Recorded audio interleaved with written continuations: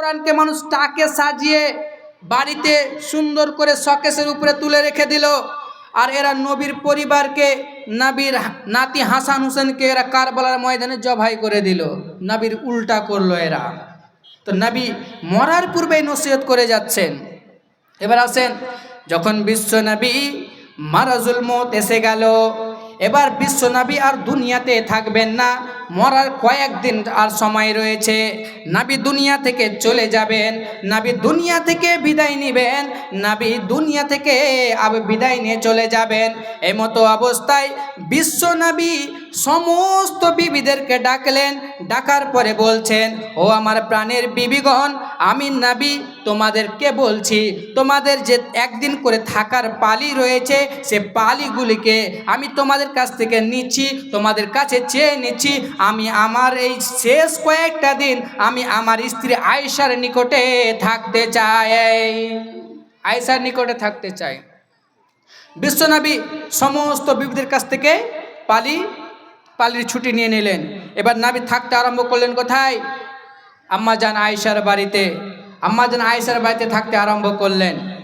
এরপরে আল্লাহ রাব্বুল আলামিনের বিবি আম্মাজান আয়েশা বলছেন, যখন বিশ্ব নবীর মারাজুল মউতের সময় বারবার নবী বেহুশ হচ্ছেন, নবীর জ্ঞান আসছে, আবার নবী বেহুশ হয়ে যাচ্ছেন, নবীর জ্ঞান আসছে, আবার নবী বেহুশ হয়ে যাচ্ছেন। এবং নবী সাল্লাল্লাহু আলাইহি সাল্লাম আম্মাজান আয়েশাকে বলছেন, ও বিবি, তুমি আমার উপরে 7 মাস কি যা আমার উপরে তুমি পানি ঢালতে আরম্ভ করো। আমার জ্বর বেশি হয়ে গেছে, আমার শরীর পুরো গরম হয়ে গেছে, তোমরা আমার উপরে পানি ঢালো, আমাকে গোসল করাও। এবার আম্মাজান আয়েশা আল্লাহ রাব্বুল আলামিনের আরেক বিবি আম্মাজান হাফসার কাছ থেকে 7 মাস কি যা পানি নিয়ে এসে বিশ্বনবীকে গোসল করালেন। গোসল করার পরে বিশ্বনবীর যখন জ্ঞান ফিরল, জ্ঞান ফেরার পরে বিশ্বনবী বলছেন, আজান হয়ে গেছে কি? তোমরা বলো, নমাজের সময় হয়ে গেছে কি? এবার নবীর বিবিগণ বলছেন, না, নমাজের সময় হয়নি। নবীর বিবিগণ বলছেন, হ্যাঁ, নমাজের সময় হয়ে গেছে। এবার আল্লাহ রাব্বুল আলামিন নবী বলছেন, ও আয়েশা, তুমি বেলালকে বলো সে যেন আজান দেয়, তুমি বেলালকে বলো সে যেন আজান দেয়, আর আবু বকরকে বলো সে যেন নামাজ কায়েম করায়, সে যেন সালাত আদায় করায়। এবার আম্মাজান আয়েশা বলছেন, ইয়া নবী আল্লাহ, হে আল্লাহর নবী, আমার বাবা আবু বকর হচ্ছেন রাকিকুল কলব, আমার বাবার অন্তরটা হচ্ছে একদম নরম মানুষ। আমার বাবা যখনই আপনি দুনিয়াতে থাকা অবস্থায় সে ইমামতি করবে, অর্থাৎ সে কান্নায় এতটাই ভেঙে পড়বে, সে নামাজ পড়াতে পারবে না। আল্লাহ রাব্বুল আলামিন নবী বলছেন, আমি যেটা বলছি তুমি সেটা করো। আল্লাহ রাব্বুল আলামিনের আদেশে বেলালকে আজান দিলেন। বেলাল আজান দেওয়ার পরে আবু বকর রাদিয়াল্লাহু তাআলা আনহু নামাজ পড়ালেন। এবার আল্লাহ রাব্বুল আলামিনের নবী দুইজন সাহাবায়ে কেরামের সাহারাতে, দুইজন সাহাবায়ে কেরামের সাহায্যে আল্লাহ রাব্বুল আলামিন দুইজন সাহাবাকে ডাকলেন। একজন হলো হযরতে আলী রাদিয়াল্লাহু তাআলা আনহু, আরেকজন হচ্ছে হযরতে আব্বাস রাদিয়াল্লাহু তাআলা আনহু। দুইজন দুই সাইডে দাঁড়িয়ে আল্লাহ রাব্বুল আলামিনের নবীকে নিয়ে গেলেন মসজিদে। এমতো অবস্থায় যে আল্লাহ রাব্বুল আলামিনের নবী তার শরীরের বল হারিয়ে ফেলেছেন, শরীরে আর ক্ষমতা নাই, আল্লাহ রাব্বুল আলামিন হাঁটতে পারেন না, আল্লাহ রাব্বুল আলামিনের নবী আর চলতে পারেন না, পাগুলি মাটিতে ছেঁচড়িচ্ছে আর যাচ্ছে, পাগুলি মাটির সঙ্গে লাগছে আর যাচ্ছে, পায়ে কোনো শক্তি নেই, পায়ে কোনো বল নেই। এই মতো অবস্থায় দুইজন সাহাবী বিশ্ব নবীকে নিয়ে গেলেন মসজিদে। আল্লাহ রাব্বুল আলামিনের নবী মসজিদের এক সাইডে বসে গেলেন। এই মতো অবস্থায় আবু বকর বুঝতে পেরেছে যে বিশ্ব নবী আসলেন। আবু বকর মুসাল্লা ছেড়ে পিছে সরতে যাচ্ছিলেন। আল্লাহ রাব্বুল আলামিন নবী ইশারা করলেন, আবু বকর, তোমাকে সরতে হবে না, তুমি সালাতকে পূর্ণ করো, তুমি নামাজ আদায় করো। যখন বিশ্ব নবী এইরকম অবস্থায় সাহাবায়ে কেরামদের দেখলেন, এরপরে বিশ্ব নবী বাড়ি আসলেন। আর সোমবারের দিন ফজরের সময়ে বিশ্ব নবী দুনিয়া থেকে বিদায় নিচ্ছেন। সকলে বলুন, ইন্না লিল্লাহি ওয়া ইন্না ইলাইহি রাজিউন। সোমবারের দিন বিশ্ব নবী দুনিয়া থেকে বিদায় নিলেন। বিদায় নেওয়ার পূর্বে আল্লাহ রাব্বুল আলামিনের নবী একটাই দোয়া করতেন।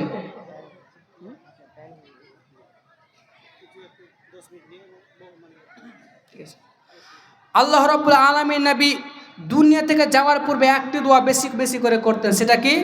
আল্লাহ রাব্বুল আলামিন নবী দোয়া করতেন, আল্লাহুম্মা রফিকাল আলা, হে আল্লাহ আপনি আমাকে উচ্চ সম্মান মর্যাদা ব্যক্তিদের সঙ্গে মিলিয়ে দেন।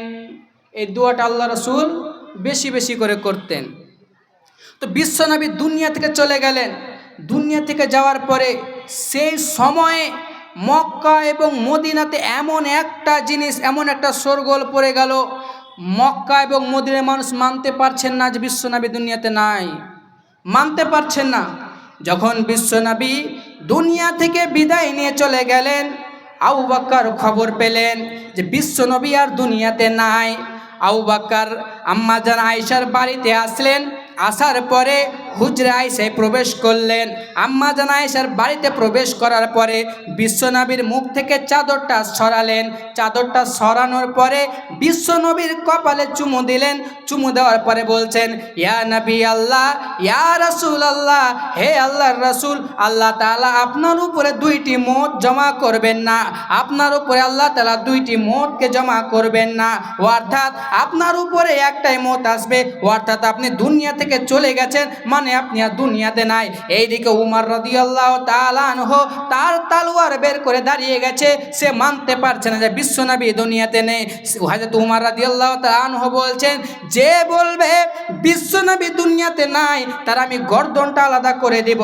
এবার আল্লাহ রাব্বুল আলামিনের নবীর সাহাবায়ে কেরামেরা যখন দেখলেন এইরকম দৃশ্য, হযরত সালিম ও আবু বকরের কাছে গেলেন। যাওয়ার পরে বলছেন, হে আবু বকর, আপনার বন্ধু, আপনার সাথী উমর এইরকম ধরনের কথা বলছে। আবু বকর বলছে, উমরকে তার হালাতে ছেড়ে দাও। এবার আবু বকর রাদিয়াল্লাহু তাআলা আনহু মসজিদে নববীতে গেলেন আর মিম্বারের উপরে দাঁড়িয়ে একটি বক্তব্য দিচ্ছেন। আবু বকর রাদিয়াল্লাহু তাআলা আনহু সমস্ত সাহাবায়ে কেরামদের দিকে তাকিয়ে তাদেরকে সম্বোধন করে বলছে। আবু বকর বলছেন, আবু বকর বলছেন, হে আমার সঙ্গী সাথীরা, হে আমার সাথীরা, ভালো করে শুনে নাও, তোমাদের মধ্যে যারা মুহাম্মদ সাল্লাল্লাহু আলাইহি সাল্লামের ইবাদত করত, তোমরা ভালো করে জেনে নাও, ফাইন্না মুহাম্মাদান কাদ মাত, তোমরা জেনে নাও যে নবী আর দুনিয়াতে নাই, নবী মৃত্যুবরণ করেছে। ওমিনকুম মান কানা ইয়াবুদুল্লাহ ফাইন্নাল্লাহ হাইয়্যুন লা ইয়ামুত, আর তোমাদের মধ্যে যারা আল্লাহ তাআলার ইবাদত করত, তারা জেনে রাখো যে আল্লাহ তাআলা জীবিত রয়েছেন, আল্লাহ তাআলা কখনোই মৃত্যুবরণ করবেন না। এরপর আবু বকর রাদিয়াল্লাহু তাআলা আনহু একটি আয়াত পড়লেন, ইন্নাকা মাইয়াতুন ওয়া ইন্নাহুম মাইয়াতুন, হে নবী তোমাকেও মৃত্যুবরণ করতে হবে, আর তোমার বিরোধিতা যারা করে অর্থাৎ কাফের বেঈমানেরা তাদেরকেও মৃত্যুবরণ করতে হবে, তাদেরকেও মৃত্যুবরণ করতে হবে। যখন এই কথা উমর শুনতে পেলেন, উমর রাদিয়াল্লাহু তাআলা আনহু বলছেন যে আমার শরীরের ওজন আমার পায়ে আর ধরে রাখতে পারলো না, আমি সেই জায়গায় বসে গেলাম আর কান্না করতে শুরু করলাম। সেই জায়গায় বসে গেলাম। পুরো মক্কা মদিনাতে এমন একটা শোরগোল পড়ে গেছে, মানুষের একটা শোক নেমে গেছে যে বিশ্বনবী দুনিয়াতে নাই, বিশ্বনবী দুনিয়া থেকে চলে গেছেন, কেউ মেনে নিতে পারছিল না। সাহাবায়ে কেরামরা বলছেন, আমরা কয়েকদিন ধরে শুধু এই আয়াতটাই পড়ছিলাম, ইন্নাকা মাইয়াতুন ওয়া ইন্নাহুম মাইয়াতুন, যে নবী সাল্লাল্লাহু আলাইহি সাল্লামকে দুনিয়া থেকে যেতে হবে, তার মুখালিফিনদের দুনিয়া থেকে যেতে হবে। আমরা এই আয়াতটাই পড়ছিলাম। আমার একটা হাদিস বলছি, তারপর আমি অন্যদিকে এগিয়ে যাচ্ছি। হাদিসটা কি? নবী সাল্লাল্লাহু আলাইহি সাল্লাম যখন বেঁচে ছিলেন তখন একজন বৃদ্ধ মহিলা ছিল, তার নাম হচ্ছে উম্মে আইমান। কি নাম বললাম? উম্মে আইমান। আল্লাহ রাব্বুল আলামিন তার বাড়ি প্রায় যেতেন। তো একদিন বিশ্বনবীর মৃত্যুর পরে আবু বকর উমরকে বলছে, উমর চলো উম্মে আইমানের বাড়ি থেকে আমরা ঘুরে আসি। রাসূল সাল্লাল্লাহু আলাইহি ওয়াসাল্লাম যখন বেঁচে ছিলেন তখন ওর বাড়ি যাওয়া আসা করতেন, আমরাও যাই। এবার যখন আবু বকর এবং উমর গেলেন উম্মে আইমানের বাড়ি, উম্মে আইমান বসে বসে কাঁদছেন। আবু বকর বলছেন, ও উম্মে আইমান, তুমি কেন কাঁদছো? তুমি কি জানো না বিশ্বনবী এই দুনিয়ার থেকে উত্তম জায়গায় চলে গেছেন, অর্থাৎ দুনিয়ায় এত কষ্ট কেটে আল্লাহর রাসূল জান্নাতের বাগানে চলে গেছেন, আল্লাহর রাসূল জান্নাতের বাগানে রয়েছেন, এই বিষয়ে কি তুমি খুশি নাও? তুমি কেন কাঁদছো? উম্মে আইমান বলছেন, ও আবু বকর, ও ও উমার, আমি এই জন্যে কান্না করি না যে বিশ্বনবী দুনিয়া থেকে চলে গেছেন, আমি এই জন্যে কান্না করি না যে বিশ্বনবী দুনিয়াতে আর আসবেন না, আমি এই জন্যে কান্না করছি যে বিশ্বনবী দুনিয়া থেকে চলে গেছেন মানে আল্লাহর সঙ্গে পৃথিবীর মানুষের সম্পর্ক কেটে গেছে। আল্লাহ আর কোনোদিন পৃথিবীর কোনো মানুষের সঙ্গে কথা বলবেন না। যতদিন বিশ্বনবী দুনিয়ায় ছিলেন আল্লাহ তাআলা তার ফারিস্তাকে পাঠিয়ে ওহী অবতীর্ণ করে পৃথিবীর মানুষকে জানিয়ে দিতেন, কিন্তু বিশ্বনবী দুনিয়াতে নাই, কিয়ামত পর্যন্ত কোনোদিন আর দুনিয়াতে কোনো নবী আসবে না। মানে আল্লাহ তাআলার সঙ্গে মানুষের যে একটা কথার সম্পর্ক ছিল সেটা কেটে গেছে, এই জন্যে আমি কান্না করছি। আবু বকর উমর এই কথা শুনে তারাও অঝর নয়নে কান্না করতে আরম্ভ করে দিলেন। দেখছেন একজন মহিলা সে কতটুক চিন্তা ভাবনা করেছে যে নাবি দুনিয়াতে নাই মানে আর হাজতে আর আল্লাহর কোনো ফারিস্তা ওহী নিয়ে আসবে না, আর কোনো আল্লাহ তাআলার পক্ষ থেকে কোনো খবর আসবে না, দিন সম্পূর্ণ হয়ে গেছে, বিশ্বনবী দুনিয়া থেকে চলে গেছেন। মানে আমরা এখন যেটা করব সেটা কোরআন এবং এখান থেকেই কোরআন এবং হাদিস থেকে আমাদেরকে গাইড দেওয়ার জন্য, আমরা যদি কোনো ভুলও করি তো আমাদেরকে বলবে না আল্লাহর ফারিস্তা এসে তোমরা ভুল করছো, কারণ দুনিয়াতে নবী নাই মানে ফারিস্তার আর সম্পর্ক নাই।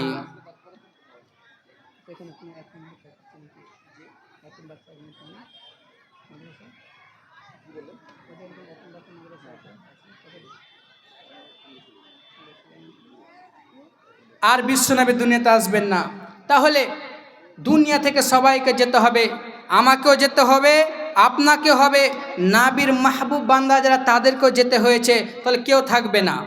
আল্লাহ রাব্বুল আলামিন নবী হাদিসের মধ্যে বলছেন, ইদা মাতাল ইনসানু ইনকাতা আনহু আমালুহু, যখন কোনো মানুষ মারা যায় তখন তার আমলের পথ বন্ধ হয়ে যায়, তার আমলের রাস্তা বন্ধ হয়ে যায়, অর্থাৎ তার নেকি যে তার কবরে পৌঁছাবে এ রাস্তাগুলি বন্ধ হয়ে যায়, সে রাস্তাগুলিকে বন্ধ করে দেওয়া হয়। কিন্তু নবী বলছেন ইল্লা মিন সালাসাতিন, কিন্তু তিনখানা রাস্তা বন্ধ হয় না, সেটা খোলাই থাকে। তার মধ্যে প্রথম নম্বরে নবী বলছেন মিন সাদাকাতিন জারিয়া, সেটা হলো সাদকায়ে জারিয়া। সাদকায়ে জারিয়া অর্থাৎ দুনিয়াতে বেঁচে থাকা অবস্থায় আপনি কিছু আল্লাহর রাস্তায় দিয়ে গেলেন, আল্লাহর রাস্তায় দিয়ে গেলেন, আল্লাহর পথে দিয়ে গেলেন, এটা হলো সাদকায়ে জারিয়া। এই আমল কোনোদিন বন্ধ হয় না, কোনোদিন বন্ধ হবে না। এ রাস্তা সারা জীবন খোলা থাকে। আপনি দান করবেন, আপনার কবরে, আপনার বাবার কবরে, আপনার দাদুর কবরে, আপনার মার কবরে, আপনার ছেলের কবরে সেটা পৌঁছাতেই থাকবে, পৌঁছাতেই থাকবে। আচ্ছা বলেন তো, বিশ্বনবী এতিম ছিলেন, যখন নবী দুনিয়াতে আগমন করেন তার দুনিয়াতে আগমনের পূর্বে নবীর পিতা দুনিয়া ছেড়ে চলে গিয়েছিলেন, এবং যখন নবী সাল্লাল্লাহু আলাইহি সাল্লামের বয়স 6 বছর তার মাতাও চলে গিয়েছিলেন। তো নবী এতিম ছিলেন কি ছিলেন না? নবী এতিম ছিলেন। তো এই মাদ্রাসাতে, এবার আমি কিছু কালেকশনের দিকে যাব, এই মাদ্রাসাতে প্রায় 15-16 জন এতিম বাচ্চা আছেন, এতিম, যাদের বাবা নাই, যাদের সাহায্য করা কোনো মানুষ নাই, যাদের দেখাশোনা করা কোনো মানুষ নাই, যাদের কপালে হাত বুলিয়ে দেওয়ার কোনো মানুষ নাই, যাদেরকে আদর ভালোবাসা দেওয়ার কোনো মানুষ নাই। তো আপনারা 10টা লোক দাঁড়ান, 10টা লোক হাত উঠান, যে বলেন আমি একটা করে এতিম বাচ্চার দায়িত্ব নিব। আপনাকে বাড়ি নিয়ে যেতে হবে না, আপনাকে শুধু এখানে একটা করে এতিম বাচ্চার দায়িত্ব নিতে হবে, যে আমি একটা করে এতিম বাচ্চার জন্য 1000 টাকা দিতে রাজি আছি। 10টা লোক হাত উঠান, 10টা লোক হাত উঠান যে আমি একটা এতিম বাচ্চা নিব। 10টা লোক আছেন কেউ?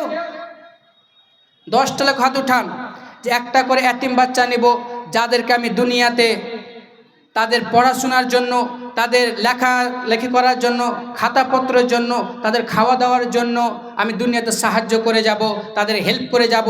এর বিনিময়টা আমি জান্নাতে গিয়ে নিব, এর বিনিময়টা আমি কিয়ামতের মাঠে নিব। কেউ আছেন? একজন আছেন, একজন শুরুয়াত করেন। মা বোনদের মধ্যে থেকে বেশিরভাগ মেয়েদের বেশি অন্তর কাঁপে, এদের যদি দুনিয়া থেকে ছেলে চলে যায়, এদের সবচাইতে বেশি আদরের সন্তান, আদরের ছেলে, এদের যে দুনিয়া থেকে চলে যায় এরা সহ্য করতে পারে না। বলেন তো, একটা এতিম বাচ্চা যার বাবা মা নেই, যার উপরে দয়া করার জন্য কোনো মানুষ নেই, সে এই মাদ্রাসায় থাকছে, সে এইখানে পড়াশোনা করে, আপনি আসবেন না তার দুঃখ কষ্ট মোছার জন্য? আপনি ধরেন আজকে যদি আমার বাবা মা দুনিয়া থেকে চলে যায়, আজকে যদি আমার বাবা মা যদি দুনিয়া থেকে চলে যায়, আমার উপরে দয়া করার মতো, আমার উপর মায়া করার মতো মানুষ কে আছে? তাই আপনারা আসুন, একটা করে মানুষ আসুন যে আমি আমার একটা ছেলেকে, এতিম বাচ্চাকে আমি সাহায্য করতে চাই। কেউ নেই? একজন আসুন, আল্লাহ রাব্বুল আলামিন আপনাকে সাহায্য করবেন, আল্লাহ তাআলা এর বিনিময়ে আপনাকে জান্নাত দিবেন। আল্লাহ রাব্বুল আলামিন হযরত উসমান রাদিয়াল্লাহু তাআলা আনহু, তিনাকে আল্লাহ রাব্বুল আলামিনের নবী তিনবার জান্নাতের সুসংবাদ দিয়েছেন। কয়বার? 3 বার। শুধু ভালো আমলের জন্য নয়, নামাজ রোজা বেশি করেন তার জন্য নয়, হজ করেছেন তার জন্য নয়, 3 বার জান্নাতের সুসংবাদ দিয়েছেন। একটাই কারণ, সেটা কি? উসমান রাদিয়াল্লাহু তাআলা আনহুকে 3 বার জান্নাতের সুসংবাদ দিয়েছে আল্লাহ রাসূল। এরপরে বলছে তুমি যা ইচ্ছা তাই করো। সেটা হচ্ছে দান করার জন্য। শুধু দান করার জন্য আল্লাহ রাসূল উসমান রাদিয়াল্লাহু তাআলা আনহুকে 3 বার জান্নাতের সুসংবাদ দিয়েছেন। দানকে আপনি ছোট মোটো জিনিস মনে করবেন না। আল্লাহ রাব্বুল আলামিনের নবী বলছেন, মানুষ দুনিয়াতে বেঁচে থাকাই অবস্থায় বলে এটা হলো আমার মাল, আমার সম্পদ, আমার টাকা পয়সা, আমার জমি জায়গা। কিন্তু নবী বলছেন, মানুষ আমার মাল, আমার সম্পদ বলে দাবি করে, কিন্তু মানুষের সম্পদ তো হচ্ছে মাত্র 2টা জিনিস, যেটা সে দুনিয়াতে খেয়ে নিল, পরে নিল। মানুষের কাপড়, মানুষের খাওয়া দাওয়া, যেসব জিনিস দুনিয়াতে মানুষ ইউজ করে নিল, সেটা হলো শুধু তার। এবং যেটা সে দান করলো, দান করার পরে সেটা আল্লাহর খাতায় জমা করে দিল, সেটা হলো তার সম্পদ, সেটা হলো তার মাল।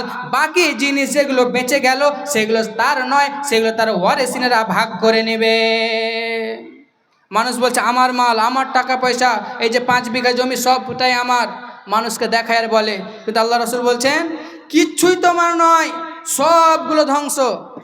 অর্থাৎ তুমি যখন দুনিয়া থেকে চলে যাবে, এগুলো তোমার ওয়ারিসিন যারা রয়েছে, তোমার ছেলে মেয়ে সবাই এসে ভাগ করে নেবে। যদি তারা ভাগ না পায়, আপনাকে কবরে যেতে দিবে না এরা। কবরের খাটের আগা দিকে, জানাজার সময় খাটের আগা দিকে দাঁড়িয়ে থাকবে, বলবে আমাদের জমি জায়গা ভাগ করে দাও, তারপরে একে কবরেতে নিয়ে যাও। এ হলো আপনার ছেলে মেয়ে, আপনার সন্তান। আপনি নিজের জন্য কিছু করবেন না, নিজের জন্য কিছু করবেন না। দুনিয়াতে কি করবেন?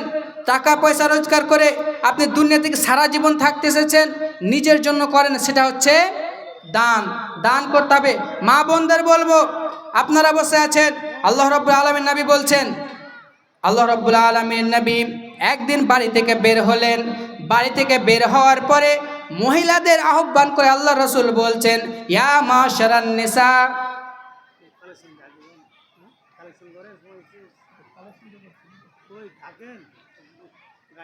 আল্লাহ রাব্বুল আলামিন নবী বলছেন, ইয়া মাশারান নিসা তাসাদ্দাকনা, হে মহিলারা তোমরা বেশি বেশি করে সাদকা করো। কেন? ফা ইন্নী উরিতুকুন্না আকসারা আহলিন নার, আমি নবী দেখলাম অধিকাংশই মহিলারা জাহান্নামে। একজন মহিলা বলছে, ফাকুলনা বিমা ইয়া রাসূলুল্লাহ, হে আল্লাহ রাসূল কিসের জন্য? আল্লাহ রাসূল তাদের 2টি ত্রুটি বর্ণনা করলেন। সে ত্রুটি বর্ণনা করার পরে আল্লাহ রাসূল বলছেন, 1 নাম্বার তারা বেশি বেশি করে অভিশাপ করে। 1 নাম্বার কি? তারা বেশি বেশি করে অভিশাপ করে। 2য় নাম্বার জিনিস আল্লাহ রাব্বুল আলামিন বলছেন যে তারা তাদের স্বামীর অকৃতজ্ঞতা করে, অর্থাৎ তাদের স্বামী তাদের যা দেয় তাতে তাদের মন ভরে না। এই 2টা জিনিস থেকে বাঁচার জন্য তোমরা বেশি বেশি করে সাদকা করো। মা বোনদের কাছে চাদর পাঠান, তো বেশি বেশি করে সাদকা করো। তো আপনারা দান সাদকা করেন। আমি একটি গজল বলছি, ভালো করে শুনবেন। গজলটি আমার নিজের লেখা।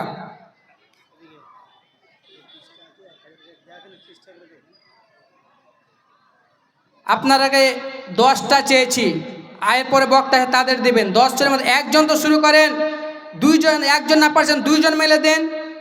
2 জন মেলে বলেন যে আমি দিতে রাজি আছি, আমরা 2 জন একটা এতিম বাচ্চাকে নিব। 2 জন উঠেন তো, 2 জন হাত উঠান তো, কে উঠান? আল্লাহর রাস্তে কে উঠান? কি আপনারা বাড়ি থেকে কিরা খেয়ে এসেছেন, কসম খেয়ে এসেছেন যে আমরা কালেকশন দান দেব না? কিসের কিরা কসম খেয়ে এসেছেন নাকি? দান দিতে মানুষ এত পিছনে, দান দেওয়ার দিকে মানুষ এত পিছিয়ে। আজকে আপনি মরেন, কালকে আপনাকে কেউ দেখতে আসবে না, 2 দিন আপনার জন্য কান্নাকাটি করবে, তারপরে আপনাকে ভুলে যাবে। আসেন, যা পারবেন, 100 টাকা, 500 টাকা, নিয়ে আসেন। শোনো বন্ধু শোনো বলি শোনো দিয়া মন, শোনো বন্ধু শোনো বলি শোনো দিয়া মন, বর্তমান মেয়েদেরই দিচ্ছি বিবরণ। স্কুলে যাই কলেজে যাই যাই যে সিনেমাতে, স্কুলে যাই কলেজে যাই যাই যে সিনেমাতে, ক্লাস ফাঁকি দিয়ে ঘুরছে দেখো বয়ফ্রেন্ডের সাথে। রোজ সকালে স্কুলে যাই বান্ধবীদের নিয়া, রোজ সকালে স্কুলে যাই বান্ধবীদের নিয়া, স্কুল শেষে ঘুরছে তারা দেখো পার্কে গিয়া। চোখে কালো কাজল দেই কানে সোনার দুল, চোখে কালো কাজল দেই কানে সোনার দুল, মাথার ওড়না ফেলে দেখাই কালো লম্বা চুল। ঠোঁটে দিয়ে লিপস্টিক গলায় দিয়ে হার, ঠোঁটে দিয়ে লিপস্টিক গলায় দিয়ে হার, বেপরদায় চলছো তুমি যাচ্ছ যে বাজার। বাজারেতে কেনাকাটা করো না কো তুমি, বাজারেতে কেনাকাটা করো না কো তুমি, কেনাকাটা বাহানা খুঁজছো তুমি স্বামী। জিন্স প্যান্টে ভদ্র সেজে চলে রাস্তাঘাটে, জিন্স প্যান্টে ভদ্র সেজে চলে রাস্তাঘাটে, যুবক ছেলে দেখলে পারে পিছন পিছন হাঁটে। বলে তারা মনে মনে দেখো ফিরিয়া, বলে তারা মনে মনে দেখো ফিরিয়া, তোমার জন্য সেছি বন্ধু পার্লারেতে গিয়া। ছেলে মানুষ প্রেমে পড়ে হয়েছে বোকা, বিয়ে করব বলেছিল মেয়ে কিন্তু দিয়েছে ধোকা। ছেলে মেয়ে পড়লো ধরা গভীর রাতে, ছেলে মেয়ে পড়লো ধরা গভীর রাতে, গ্রামবাসী বেঁধে রাখলো তাদের খুঁটির সাথে। সকাল বেলায় মোড়ল সর্দার করলো যে বিচার, সকাল বেলায় মোড়ল সর্দার করলো যে বিচার, জরিপানা করলো ছেলেকে মেয়েকে দিল ছাড়। আরো বলি ও গো বন্ধু শোনো দিয়া মন, বর্তমান ভাবিদেরই দিচ্ছি বিবরণ। স্বামী গেছে বিদেশে টাকা রোজগার তরে, স্বামী গেছে বিদেশে টাকা রোজগার তরে, ভাবি দেখো পড়ছে ধরা দেওরেরই ঘরে।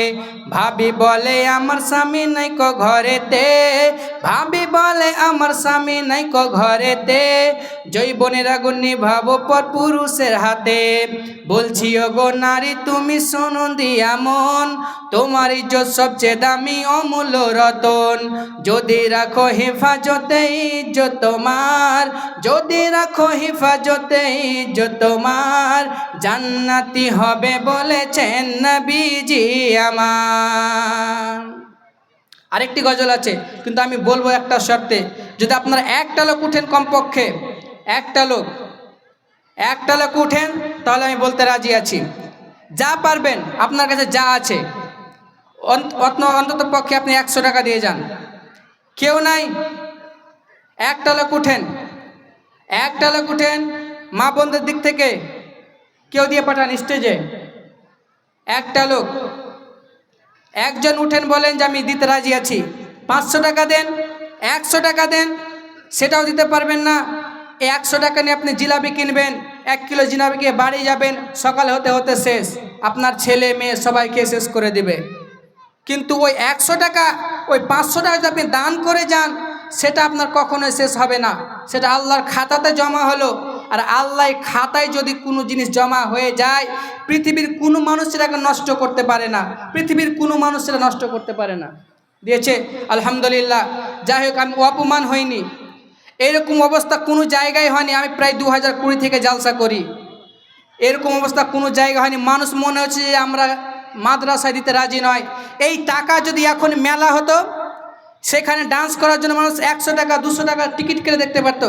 আর একজন কাকু আমার 100 টাকা দান করেছেন, আর একজন ভাই আমার 100 টাকা দান করেছেন। আল্লাহুম্মা সাল্লি আলাই, আল্লাহুম্মা বারিক আলাই। আর একজন ছোট্ট বোন আমার 100 টাকা দান করেছে। ইয়া ইলাহাল আলামিন, যেই উদ্দেশ্যে দান করেছেন আল্লাহ তার উদ্দেশ্যকে পূরণ করো। হে রব্বুল আলামিন, যে বন্ধু আমার দান করে গেল আল্লাহ তার উদ্দেশ্যকে পূরণ করো। যেই নিয়াতে যে উদ্দেশ্যে দান করেছে তার নিয়াতকে পূরণ করো। যতদিন সে দুনিয়ার বুকে বেঁচে থাকবে তাকে ঈমানের সাথে রাখো, তাকে আমলের সাথে রাখো। তিনজন, আরো 3জন বোন আমার 100 করে 300 টাকা দান করেছেন, হে রব্বুল আলামিন তার দানকে গ্রহণ করো। আল্লাহুম্মা সাল্লি আলাইহি আল্লাহুম্মা বারিক আলাইহি। হে রব্বুল আলামিন আরো একজন ভাই আমার 100 টাকা দান করেছে, তার দানকে তুমি গ্রহণ করো। হে রব্বুল আলামিন আরো আমার এক বোন 100 টাকা দান করেছে, তার দানকে গ্রহণ করো। আল্লাহুম্মা সাল্লি আলাইহি আল্লাহুম্মা বারিক আলাইহি। একটা লোক উঠবেন না যে আমি 1000 টাকা দিব? একটা লোক তো অন্তত পক্ষে উঠেন যে আমি 1000 টাকা দিব। একজন না পারবেন, আর একজন বোন আমার 100 টাকা